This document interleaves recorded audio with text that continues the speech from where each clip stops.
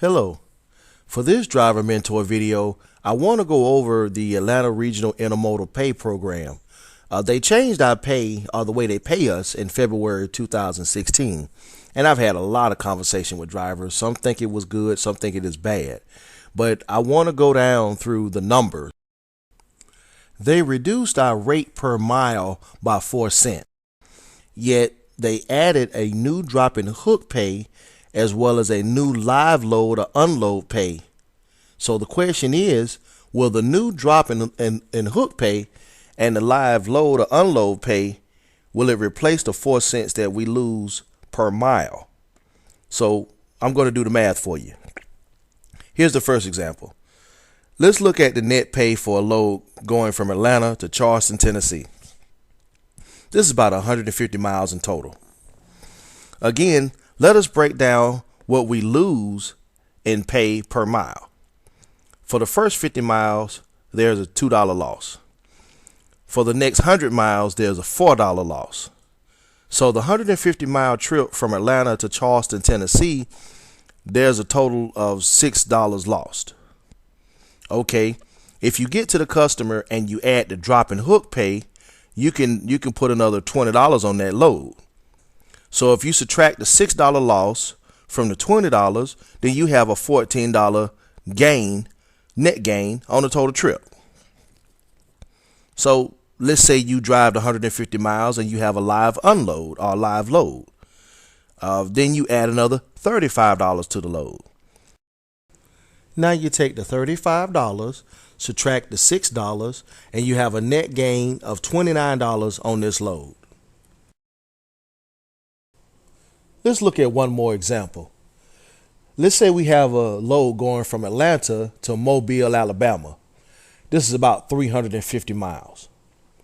Now, as we were saying earlier, our loss in pay for the first mile, we lose 4 cents. For 10 miles, we lose 40 cents. 50 miles, $2. 100 miles, we lose $4. So if we start in Atlanta and we're going to Mobile, again, that's 350 miles. So for the first 100 miles, we lose $4. So by the time we've driven 300 miles, we've lost $12 in pay. Add on those last 50 miles, 12 minus $2. So that's a total of $14 that we lost on this load because of the change in pay. Now, when we get to Mobile, we now add on the drop and hook pay, which is $20. So $20 minus the $14 that we lose is a net gain of $6 on that load. And if we get down to Mobile from Atlanta and we have a live load or live unload, now we've added another $35 to that load. $35 minus the $14 that we lost, that's a net gain of $21. Okay, here's where a lot of drivers were having issues on the round trip. Bobtailing or leaving out of Atlanta with an empty, going 300 plus miles out and then coming 300 plus miles back in, sometimes you lose money. Okay, here's the example. On this same load, if you go 350 miles from Atlanta to Mobile and 300 some miles back, that's 700 miles. So because of us giving up 4 cents a mile, we lose $28 on a round trip like this. If you have a live load, $35 minus $28 that you lose is going to be a net gain of $7 on the load.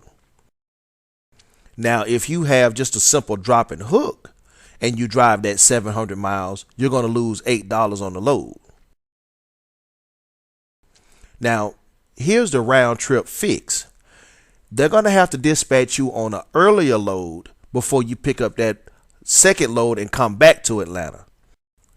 That way, you've added another $20 to the load, which gives you $40 in total in drop and hook pay, minus the $28 that you lose driving those 700 miles, which gives you a net gain of $12 for the load.